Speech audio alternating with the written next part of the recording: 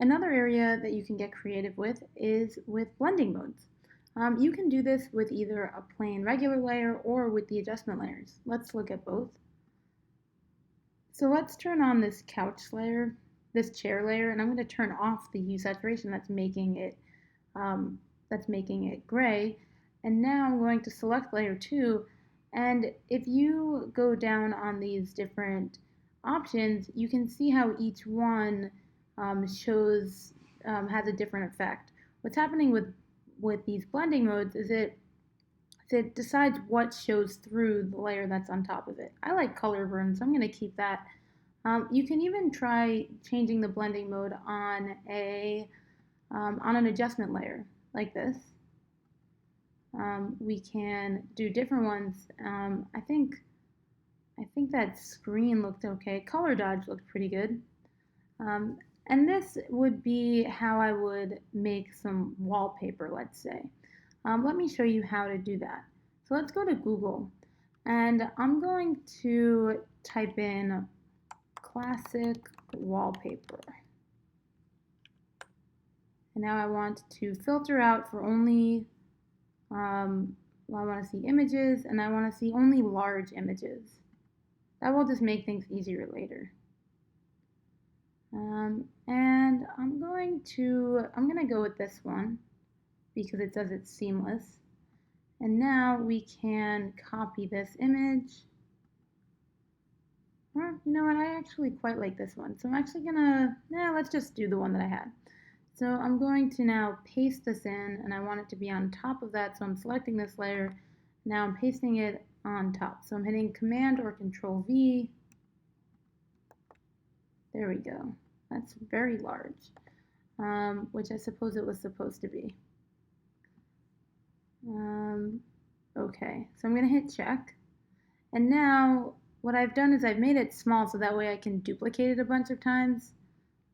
And I think by doing that we'll get a nicer pattern. So I'm just holding down, the way that I'm doing this is by having this object selected, and then I hold down Option while I drag it, and then it drags down. Then it duplicates. So and you can see in the layers panel that I've been duplicating it a bunch of times. Now what I'm going to do is make all of this one layer by merging them. Merge layers. And now I can duplicate this layer, which has a lot more of them. That should just make this work a little bit faster. And then I can duplicate all of this again. Just close up that seam. Then I can merge this again. And I want to resize it so that way it goes to the end of the document. So I'm going to hit Command or Control T to get free transform.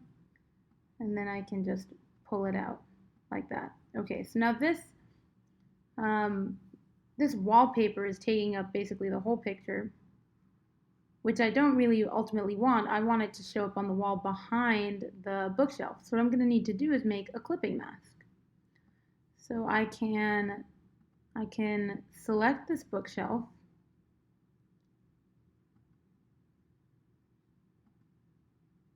And so I'm just using the lasso tool to select this bookshelf. I guess I could probably use the quick selection tool. Let's try that. We can try using quick selection. That might be good.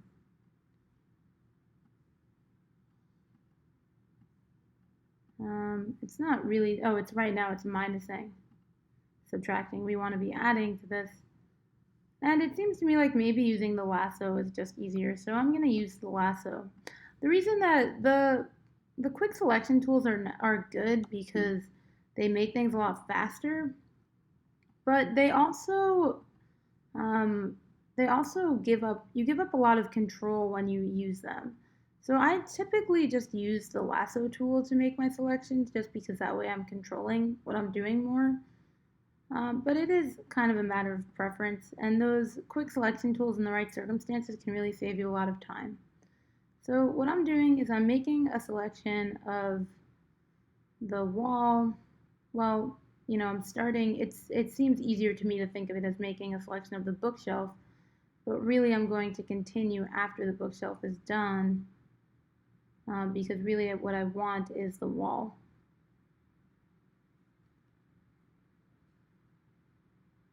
So now I just keep going down.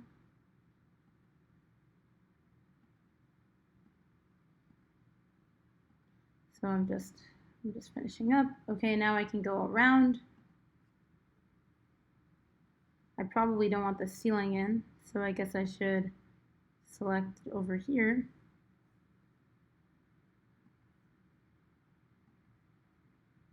Okay, and now I can go all the way down and select this bottom part. Great, so I have the wall selected. And now I can turn layer 3 on and make the clipping mask just by holding down this icon. Great. To get so this looks pretty good, except that you lose a lot of dimension of the wall and can't see any of the shadows. You get those shadows back by using a blending mode. So if you use, they look different, the effects are different depending on which one you use. Some of them will just completely alter the color of it. You can also use the adjustment layers to alter the color.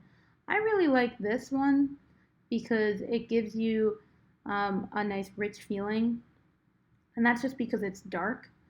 So I think I'm gonna go with exclusion. If I want the wall to show up a little bit more, I can always take the opacity down.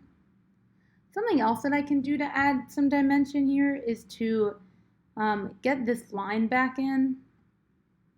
This is the crown molding, and so doing this will like free up the space a little bit, and this goes a little with lightening up a page. It's good to have dark, rich colors on it, but it's also good to give some breathing room for your artwork to shine through.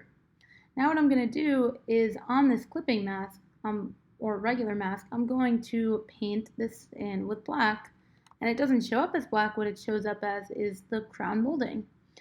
And that, I think, gives us a little bit of breath between all of the wallpaper. So those are the kind of things you can do with blending modes. The blending mode will look totally different depending on what the photograph is as it relates to the colors that it's showing through.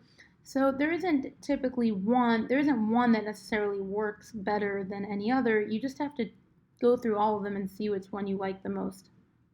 Multiply and overlay work very well in a lot of situations, but I don't think that they're a catch-all. Anyway, so that's how you would use blending modes to elevate your artwork.